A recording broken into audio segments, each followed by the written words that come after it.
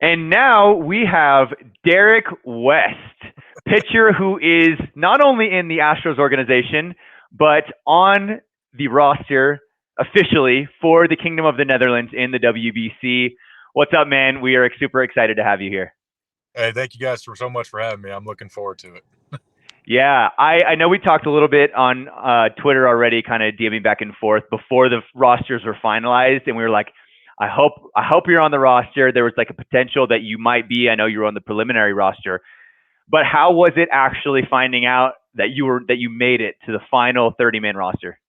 I was super stoked. I was actually just finished playing in Puerto Rico, playing winter ball down there, and I was on my way to Jackson Hole, Wyoming for vacation, and then Bam Bam Hensley Mullins had gave me a phone call and confirmed my eligibility.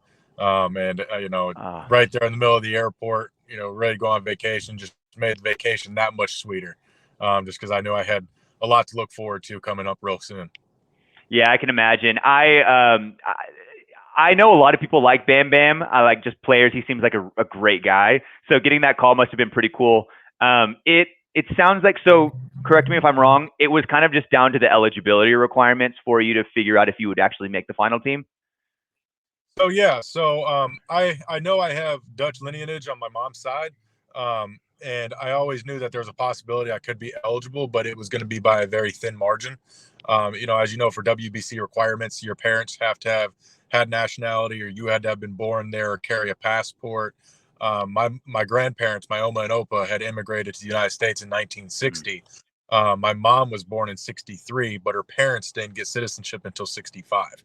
So she had acquired the dual nationality with Holland and the United States. And so that's why I was able to be eligible, because my mom had that dual nationality at birth. Oh, that makes so much sense. I was wondering, that was going to be my next question, how you figured out that you were eligible, because like you said, it gets pretty confusing for a lot of people that follow the WBC because it's based off of each country's individual citizenship laws and passport Right. laws and everything. So it's a lot different for someone to get Dutch citizenship than it is for like Italian citizenship, you know? Right. so And so yeah. And so with that process, according to the WBC guidelines, you had to provide sufficient enough evidence to the committee that you receive eligibility. So I had to submit my Oma and Opa's immigration cards, my mom's birth certificate, so that way they could connect the overlap to where Hmm. she was born in the U.S. but they were still Dutch citizens. And so I mean, it was a process, and it took a while because anything requiring the government takes a while. Of course, yeah, no, for sure, you can expect that. I'm glad that you were able to get it taken care of before the tournament, though. I know a lot of players in MLB, for one reason or another, with insurance or eligibility rules, didn't get to participate. So it made me so happy when I saw that you were finally like on the roster. So congrats, man, that's awesome. Much, thank you. Yeah, I wanted to ask, did you actually watch the rosters reveal show like on MLB Network? Yes, I did. I was waiting. I had already known up to that point, but I mean, I still had to go on there and watch. I grew up watching MLB Network, watching Quick Pitch, and so I mean, it made it so awesome just to be able to see my name pop up on MLB Network. It was a dream. That in itself was a dream come true, because it was one of my favorite channels growing up, the favorite channel. You and I were both born in 1996, so I can definitely relate to that. I watched MLB Network every single day, quick pitch growing up. So I I can imagine just seeing your name pop up there was the coolest thing. Did your phone blow up after that? It did. I mean, just from my friends and my family saying congratulations, and then not only did I watch it for me, but I had a former college teammate, RJ Frewer, that's playing for Team Canada, and he wasn't Mm. sure if he was going to make the final roster, and then that's how he found out he finally did, and I got to see that on TV as well. So I mean, I got to share the moment with him, and I got to text him immediately, and we get to congratulate each other, and so no, it was just a great moment all the way around. That's awesome, man. I'm so glad that they showed all 20 teams because for a while we didn't know how the show was going to go. I didn't know if it was just going to be like U.S. and Venezuela and Dominican Republic, like all the big countries that like the U.S. fans know. But it made me so happy to see that they showed all of the teams so that like you could be up there and get to like your family and your friends and everybody could get to share that moment together. I also wanted to ask what was the reason and the reason why you wanted to play for the Kingdom of the Netherlands, and what does it mean to you to be able to represent that country? So I know my grandparents, they sacrificed a ton to chase the American dream. They had in the Netherlands, they had the flood back in like 1953 and or 52 and somewhere around there, and they had to get approval to be able to immigrate over to the United States. And when they finally got that approval, that's what caused them to immigrate in 1960, right after they got married. Wow. And so they left pretty much everything that they knew and had. They had my grandma, my oma had family and relatives whose houses got affected in the flood and neighbors that got affected in the flood and lost everything. So, I mean, they packed up with clothes on their back, had to come over here and learn a new language. And then they had, their firstborn in 1963. They're still learning the language. And so now my mom has to grow up and, in the U.S., school system, and she doesn't have her parents to rely on to help her with Wow. education. So, all that has led up to my life. And so for me, it's a tribute to everything that they've come from. And, to be able to represent where they come from. And they have a lot of pride in the Netherlands and where they come from. And I've been there 3 times, and it's a beautiful country, probably Mhm. the most beautiful country that I've been to, with the windmills and going to Kinderdijk and, everything that they have there is just absolutely magnificent. And so to be able to represent that is a huge honor. Did you grow up kind of like feeling like you were in a Dutch household? Like, was there a big culture, like part of your family that was Dutch? With my mom, not so much, just because she had already grown up Americanized. But I mean, I did grow up with wooden shoes, and I used to wear them outside. And we used to my every time Oma would come over, she'd make puffertjes or pannenkoeken, which are like Dutch thin pancakes, and the puffertjes are like small silver dollar pancakes with melted butter and powdered sugar. And then That's when I'd awesome. go see my cousins Jan and Yoka, they'd make oliebola, every year for New Year's Eve, which is kind of like a Dutch tradition. And Hmm. uh, so when I went and saw my Dutch family members, we always got to do, eat different Dutch foods and stuff along those lines. And but as in terms of my immediate family, with my mom and my brother, it wasn't so much Dutch tradition there. It was only when I saw my grandparents. That's cool. Okay. Yeah, that makes sense. But you've been a couple of times, which is, I mean, I feel like, for example, I've already said this, but the Italian team, a lot of those guys had never even been to Italy. They have a lot of like lineage and heritage from like their Italian descent, but like you've been to Netherlands a couple of times, so you definitely have that connection. Yeah, so I went to the Netherlands 3 times. I went in the 6th grade, the 8th grade, and the 11th grade. And when I went in the 11th grade, I was playing catch out on a soccer field in Dordrecht. And when I was out in Dort, um, one of the coaches for the Dordrecht Hawks, they had just joined the Honkbal Hoofdklasse, which is the Dutch Major League team or Major League over there. He saw me playing catch, the distance of the soccer field, and then my cousin's Tone and then his daughters would relay the ball all the way back to me because I'm just getting my throw in. And he just soccer field. And he goes, "You need to throw a bullpen." And I was like, "Yeah, absolutely." So they invited me out to the local field there, and I threw a bullpen for the coaches on the Dordrecht Hawks when I was 16. And then they tried to get me to come over there and play for them. And I was just like, "Look, I appreciate it. It would be an honor, but I got to go back to the States. I'm going to have college opportunities. You got Major League Baseball in the States. There's just a lot more growth for baseball in the States, than there was in Holland. But to just be able to experience that and have that opportunity was awesome. And that's when it really ingrained to me, like, it'd be awesome to represent this country one day if it's a possible. Oh, that's crazy. I had no idea that you had done that. That's super cool. I think a lot of baseball fans in the US are still very new to the idea that the Dutch are pretty good at baseball and that there's an actual domestic league there. So that's super cool that you got to like meet a lot of like the coaches and those guys over there. Um, I know that this I just thought of this off the top of my head, but I know there's been some guys that did play in the MLB. They played MLB and then they went over to like maybe a season or so in Honkbal Hoofdklasse. Would you do that as well? Would you ever consider that for like the end of your career? Absolutely, I would definitely consider it. I mean, I love it out there. Like I said, it's a beautiful country. I've got a ton of family over there, and for them to be able to see me firsthand play, they really haven't got to see me because I'm over here in the States. Yeah. Go over there and give them an opportunity to come over to the field and watch me play and watch me pitch. I mean, that'd just be awesome. I mean, at that point, you're not even doing it for money. You're doing it for the love of the game and for the support of your family who hasn't got to see you play yet. Oh, that would be super cool. And like you said, from what I understand, I've never been, but it's a beautiful country. So you'd get to be there, be with your family, and to get to play baseball would just be a blast.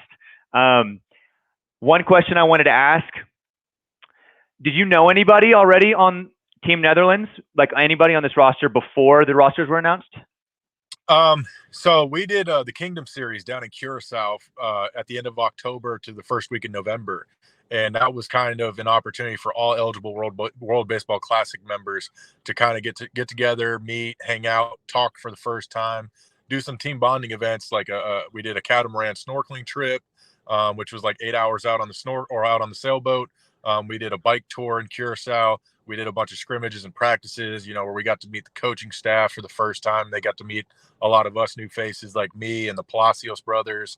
And, and so I got to meet, Richie and Josh. And I think Josh was the first one I met at the airport. We're sitting there waiting for our ride. So, I mean, I got to talk to him a little bit. And then I played with Josh down in Puerto Rico. He played for Mayaguez and I played for Santurce. So every time we played against each other, I got to go talk to him, before batting practice out in the outfield. And so, I mean, outside that though, I didn't know anybody, but they did let everybody that was eligible meet and hang out and build some sort of camaraderie before the final roster was announced. Well, I feel like that's huge because a lot of countries don't get that. Like you'll hear Mark DeRosa talk about the U.S. team, or even Adam Jones, who was on the U.S. team in 2017. He was saying the big difference between 2013 and 2017 is that in 2013, they just got all the guys together like 2 days before and then just threw them on the field. Whereas in 2017, they actually had like the week or two before where they could spend time together, kind of bond, practice together, and get to know each other. So the fact that y'all got that opportunity beforehand, I feel like is super cool, even if a lot of you didn't even know each other.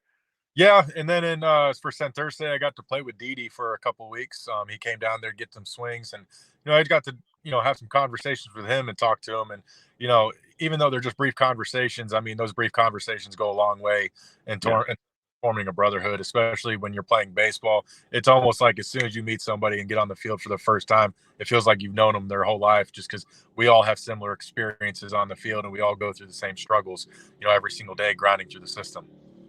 Yeah, the Netherlands, the Kingdom of the Netherlands, and I'll specify that for this question, is in an interesting situation because they're one of the few countries in this tournament that is a team made up of multiple countries. So you got the Netherlands, and then you got Aruba and Curacao, St. Martin, and so there's a lot of different kind of cultural backgrounds. But was it nice to be able to, even with those different diverse backgrounds, get to like bond over baseball, which is like a common experience you've all had? Yeah, absolutely. I mean, and the best part is, regardless of what country you're from that's represented by the Kingdom of the Netherlands, everybody is super friendly. It doesn't matter what their background is. The guys from Curacao, from Bonaire, from the Netherlands, I mean, they are all super friendly, and it's almost instantly getting along. And it's like I said, it's pretty awesome. And you don't really have so much of a language barrier. Everybody speaks English. They've asked me, how much Dutch do you know? And I'm like, I can get by with hello, please, thank you, good night, good morning. I can do the basics. But I mean, there's other guys on the team that speak Papiamento and they speak Spanish. And so like they all know multiple and several languages. So it's it's pretty awesome that, but on the baseball field, it's one language. That's throw strikes and win ball games. Absolutely. Let's go. I love it. I'm so excited to see this team take the field. I mean, there's a bunch of stars on the team. I mean, MLB fans know half the lineup already, if not the whole lineup. So it's going to be a super fun team to watch. Last formal question. I might ask one or two after, but I wanted to pose this to you. What is the reason that the Kingdom of the Netherlands will make it out of Pool A? What's the reason? If there's one reason why they're going to make it out of Pool A, that they can get past the rest of those teams, what's the strong suit of this team? We want it more than anybody. I can tell you just from the time in Curacao is everybody is they're hungry, they're craving it, especially when you got a country in the last couple World Baseball Classics that they've tasted the finals. It's right there, it's right in their grasp. They want it. I know they want it more than these other countries, and I wouldn't, I wouldn't be surprised when we go out there and we show people, Netherlands are, top 2 country in baseball. I mean, I really firmly believe this team is going to make a splash and make a huge impact in this tournament, and I'm excited to be a part of it and be able to make that happen and just show everybody what the Kingdom of Netherlands is all about. This tournament is one of my favorite parts about it is how guys like you who are in an affiliated system that haven't quite made it to MLB yet, you get to use this as like a showcase for yourself as your talent. Like you're going to be playing in front of thousands and thousands of fans against MLB competition. So I'm really excited for you, man. Super excited for you to get this opportunity to not only like expand your repertoire and your baseball experience, but also get to like represent this country and your family. That's going to be super cool. Last question. What are you most excited for in the WBC off the diamond? Off the diamond, I mean, you're building lifelong relationships, with everybody that you're playing with. This is a tournament. Yeah, it's only for a couple weeks, but you're building a lifetime worth of memories. And every single moment that I spend in this tournament is going to be there's going to be a story that I can tell my kids and my kids can tell their kids. And, it's generational stories that's going to go on forever. And that's what's the greatest thing about this tournament is it's such a huge magnitude tournament. It's on an international global scale that it's always going to be around. And we're going to go 50 years from now, and you're still going to see highlights from this tournament. And then I can always look back and say, I was a part of that. Wow. Yeah. You and I both, you longer, but we both have this experience of growing up with baseball, loving it, having all of these stories from whether it's high school, middle school, high school, going to travel ball, whatever it is, whatever your experience with baseball is, it's just like, I feel like the people that have played it for all of their childhood have just like a strong tie. And like, it just means a lot to them to be able to play this. There's a lot of countries that don't have that. So hopefully, my hope is that through you and the rest of the Kingdom of the Netherlands team, that a lot of these kids in Holland, in the Netherlands, in Curacao, in Aruba, a lot of these kids get to see this team and see that as something that, oh, wait, I can do that. Like I can play baseball. Like that's something that people from here can actually do. So I'm hoping that it really helps continue to grow the sport. And I think that you and this team is going to be a big part of that. So really excited for you, man. Thank you. Thank you very much. Yeah. Thanks for coming on. We'll talk again soon. This is a super fun podcast and interview that we got to do. But good luck. Good luck in Astros camp. Really excited for you as the season starts. Hopefully that season goes well. I was looking at your numbers right before this. Just shameless plug. You killed it in Puerto Rico. So hopefully that carries over into the Astros. Like, are you with the Hooks now?